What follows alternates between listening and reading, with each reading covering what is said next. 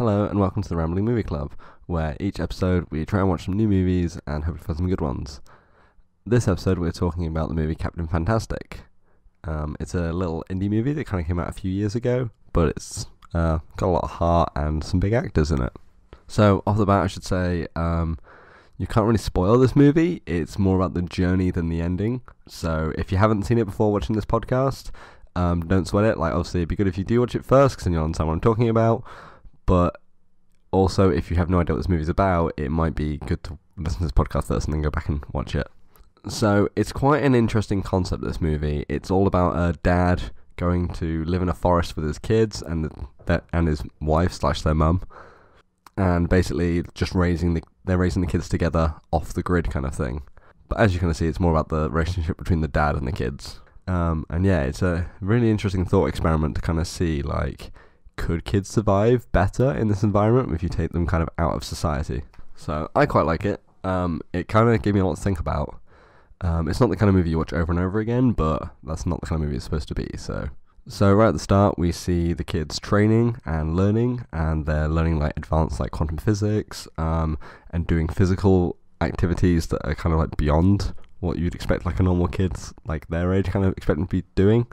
I think there's 5 kids, and they're all from the ages of about 4 or 5 to the age of like 18. It's never kind of expressed explicitly, but that's kind of the age you get from them. Apparently, the actors that play the kids, when they agreed to do the movie, part of their contract was they weren't allowed to eat sugar or junk food while they were making this movie, so they can keep the lean look and the muscly look, which is quite impressive, especially because, like I said, some of these kids are quite young. And like I mentioned kind of in the intro, like, it is quite an interesting concept where seeing like how kids do when they're taken out of society. And I've worked in like summer camps in the US, and there, like, you kind of take kids again away from their natural environment, take them away from technology, away from their friends, and they're kind of living like very basic lives, and you see they normally do quite well, and they learn independence and stuff like that very quickly. And then we see the dad and the oldest son go into town, and the son is kind of very awkward around girls, so I guess he's never really been around any, because he hasn't developed those social skills that you develop in high school, or primary school, or just being part of a community. But then you also find out he's been accepted into all of the biggest universities in America, so he's definitely a smart kid. We then find out that the mother has died, and the dad very explicitly tells the kids how she died. Like, there is no beating around the bush, it's just straight up, she killed herself. And again, it's like something you see over and over again in this movie, is that he just doesn't hold anything back. He's just very honest with the kids and lets them deal with it how they want to deal with it. The kids kind of argue with him, and they want to go to the funeral, but the dad says no, they can't, because if he goes, their grandfather has threatened to arrest him because he disagrees with their lifestyle choices. So he kind of keeps the kids going, and they go off and climb a giant cliff face where one of the kids breaks his wrist. There's one thing as well, all the kids have strange names, and I found it really difficult keeping track of their name. I don't remember any of their names. I could obviously tell them apart because they look very different, but yeah, I really struggled with keeping track of their names. And then they kind of next you see them in the bus, and the dad decides, you know what, let's go to the funeral, like, let's stick it to the man. And then they've gone on this big road trip, because it's in, I think it's New Mexico is where they're going to, and they're kind of in the north of America. It's never really explained. And you kind of see the contrast between the kids and the real world, and this is kind of like where most of the dynamic of the movie kind of plays out, is seeing them interact with like real things. So the first one is they get pulled over by the police. The oldest son explains that they're a Christian group who are being homeschooled by their father, and you see the police kind of freak out a little bit, which is an interesting concept. Again, it's an interesting idea, because although it's not the truth, that's more acceptable than if they had told the truth, which just goes to show you like what things are kind of like nowadays. And this movie is all about questioning society, which I think is like a really interesting concept, as I keep saying over and over again. And then there's also a really great moment when you see them come together to steal food, by the dad collapsing and pretending to have a heart attack, which I definitely thought was real. I was like, oh my god, like, what are these kids gonna do? Although this is still stealing, even if they do have good intentions and it's like training for them in the real world. They're still doing it. Also, in case you didn't notice, the song My Heart Will Go On from Titanic is being played in the background while the dad is having a heart attack, which I think is very ironic. And then we see the youngest one ask about sex, and the dad just very bluntly tells her and like answers every question that she has.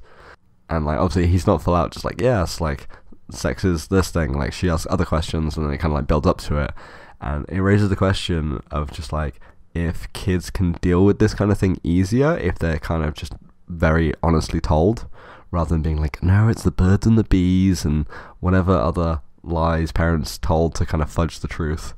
And then we see them stay with the dad's sister, their auntie, and again you see the contrast between the kids and their cousins and even their aunt and uncle, like how the dad brings up how the last time their uncle saw their mum, they had an argument and he insulted her, and the kids are very open and like quite happy to talk about it, like they're not really offended, they've kind of let it go, whereas he gets super uncomfortable and like doesn't like how he's being made to look like a bad guy in front of these kids and like his whole family. And then you also see like how the kids are much smarter than their cousins, and like yeah, they just know a lot more. And I get they've kind of taken it to the extremes with the cousins, where they're just like video games, like obsessed with their phones and stuff like that, but then also that's a lot of kids in kind of today's society, so yeah, apples and oranges I guess. Then they kind of keep travelling and they end up staying in a caravan park, and the oldest one falls for the girl, which, you know, it's kind of sweet that he's actually falling for this girl, but the thing I don't understand is why does she fall for him, because he's super weird. Like, I get it, he's a nice guy and stuff and he's smart, but yeah, he's super weird. And then you see some of the other kids are kind of starting to question their dad and believe that he's not so perfect anymore, especially the middle boy, I think. I don't know how to describe him, like the middle son, the troublemaker one, which again is kind of interesting because before this they and all the others are kind of like all very much just like, no, we love dad, like we trust him 100%, and yeah, you're kind of seeing now that teenage adolescence is kind of the same everywhere. And then they go to the funeral and they kind of turn up in their best outfits, which is basically whatever they want to wear. One of the kids is wearing a gas mask and the dad gets kicked out of the funeral. And then this is kind of where the movie shows the difference between real adults and kind of those who aren't. And you see the adults that kind of society praises as being the ones who are against the dad, and the dad is like someone who's outside of society. It's definitely something I relate to as being a university student. Like, you kind of don't really feel like a real adult, and you see all these people and you're like, you know, they're doing it that way, should I be doing it that way too? So yeah, it's kind of nice to see that voice there. And you also see a dad who's willing to listen to his kids and one who won't, in that you've got the main character of the dad, the guy Viggo Watson who plays Aragon, who will listen to his kids, and they're like, he's like, look, we got to get mum's body, she wants to be cremated, she doesn't want to be buried, and the kids are like, no, like if you do this you will be arrested, and he's like, I want to do it, and they finally convince him out of it. Whereas you've got their mum's dad, their granddad, who is just stubbornly like, no, like I want her to be buried in this graveyard, I want my beliefs to be upheld, forget hers. And yeah, the granddad's kind of a dick. And then you find out that the troublesome middle child has run away to live with the grandparents, and the dad tries to convince the granddad to give him back, but the granddad is a bit of a dick again. Decides to stage a rescue mission, and you're like, yes, like finally you're going to see all their training pay off and they'll be a happy family. Nope, one of the daughters falls off the roof and almost dies, and you kind of see the massive shock in the dad's face, making him realise that maybe he doesn't know what he's doing. And I guess like this is probably the most extreme thing that's happened, especially since the mum's died, and he's kind of realising that like he's on his own and maybe he doesn't have the best judgment.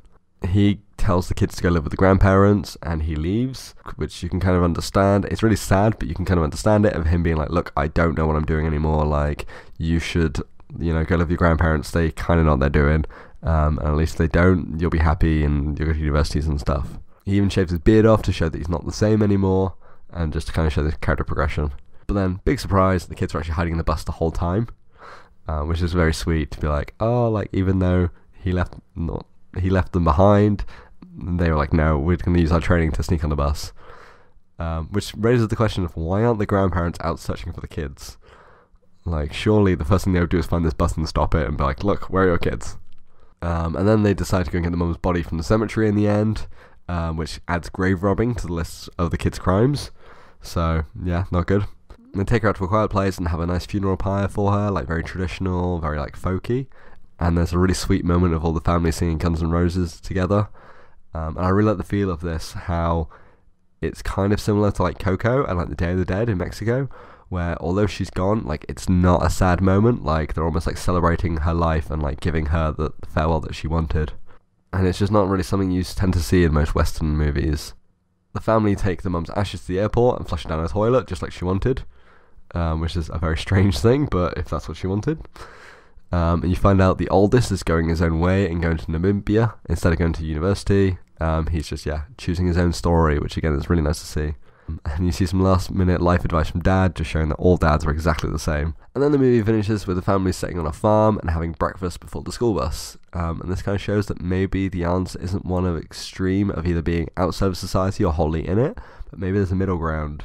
And it's definitely something to think about, like for me going forward from this, and also something I kind of thought about with like climate change and stuff is, maybe I do want to be a bit more greener and like, grow some of my own food and like have my own energy sources and not necessarily be like, no, like I've got to have the latest computer and like stuff like that.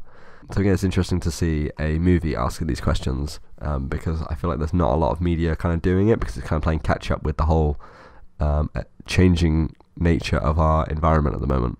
And yeah, this movie just makes you think so much about life and kids and society and like how maybe other alternative ways of lifestyle and raising kids are possible, and maybe worth exploring. As someone who doesn't have kids, like, I guess I'm not really the right person, but yeah, at the same time, like, I definitely understood the messages and appreciate the different nature, rather than like, your average one where you just see a dad like shouting at the kids or whatever, or being like, look, I bought you an iPhone. This dad's like, no, go climb that mountain. And so yeah, maybe it's just society isn't so black and white like we thought, of just like either, you're wholly 100% in it and you're a business person in a suit who goes works in an office every day, or the other extreme is you live in a forest and you be a bit of a hippie and have green energy and stuff like that. So maybe there's a middle ground there instead. A bit of trivia I found while I was researching this movie, the main actor, Viggo Watson, who like I said was also Aragon in Lord of the Rings, he was nominated for an Academy Award of Best Actor for this movie. This is the second movie for him, and both times he's appeared completely naked in the movie. So apparently he has an award-winning penis. So this is kind of like an interesting movie for me. Like, I'd heard of this movie before, and I remember seeing it getting loads of like indie buzz and getting like lots of like indie awards and things. And I was like, oh, like I should probably watch that at some point. And then Brenda, who was on the episode last week, her sister just put it on and was like, oh, you should watch this movie. And so we watched it, and yeah, it kind of made me think a lot about life and society and all the things I've talked about multiple times already. So if you haven't seen it, I would definitely recommend watching it, just because it is a really interesting thought experiment. And also it's like quite a wholesome movie of just kind of seeing a dad and his kids like having a nice life. So next episode we're going to be doing something a little bit different. I wanted to do a Halloween episode, but I'm bad at planning and dates and stuff, so this episode is going to come out a couple days before Halloween. So instead I'll be very British, and what we'll do is we'll do another episode next week. Actually next week, I normally say next week when I mean next episode, but next week we're going to do one for Bonfire Night, or as it's more popularly known outside of the UK, is Guy Fawkes Day. What more iconic movie for Bonfire Night is V for Vendetta, which if you haven't seen, I'd be very surprised, although maybe it isn't as popular outside the UK, I'm not sure. But yeah, V for Vendetta is kind of like a modern retelling of Guy Fawkes.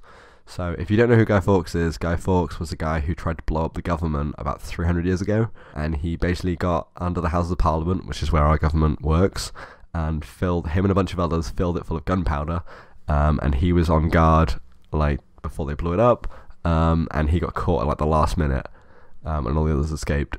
So it's kind of that similar story, but like updated for like modern audiences, and it's actually a comic book adaptation that's not Marvel or DC. And basically it's about this guy who in the future is called V, and basically he wears a mask that looks like Guy Fawkes, and it's a very iconic mask. It's something we'll talk about more in the episode. And it's him trying to not so much overthrow the government, because like they're very oppressive and they tell people what to do, and it's all very much Big Brother of them controlling and watching everything, but it's more him trying to make the people realise that they don't have to accept what the government are doing. It's very anarchic, and him just trying to upset the system and yeah, just kind of get revenge on things. So especially in our modern climate with Brexit and things like that and Trump, like I think now is the right time to watch this movie. So anyway, thank you for listening. As always, you can find me on Instagram at Rambling Movie Club. Come say hi. It's just some movies for us to watch.